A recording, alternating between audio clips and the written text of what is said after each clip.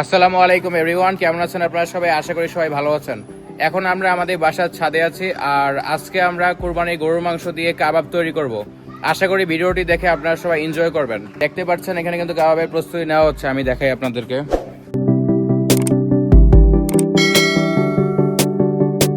ছোট পরিসরে আর কি কাবাবটা করতেছি, আমরা নিজেরাই খাবো আর কি, এই কারণে।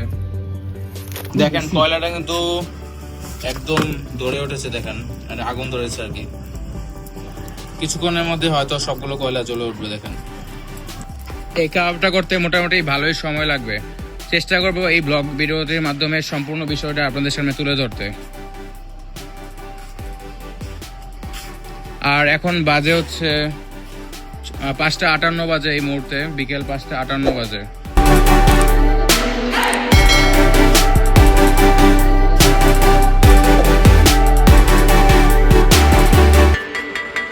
আমাদের কয়লা কিন্তু দেখতে পারতেছেন যে ধরে গিয়েছে, দেখেন আগুন ধরেছে কয়লার মধ্যে। এখন খুব ভালোভাবে কুক করা যাবে।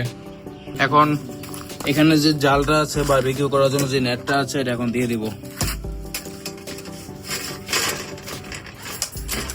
এটা এখন দেওয়া শেষ। এখন কি করতে হবে, এখন হচ্ছে যে আমাদের মাংসটা আর কি দিতে হবে। এই হচ্ছে আমাদের মাংস, দেখেন এগুলো এখন একটা একটা করে আর কি দিয়ে দেবো এখানে।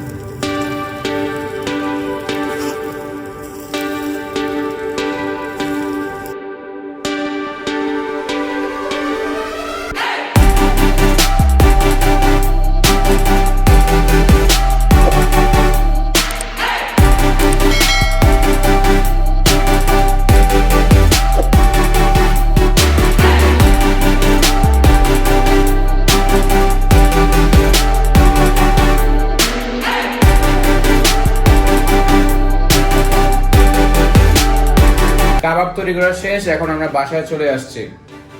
এই হচ্ছে কাবাব, দেখেন।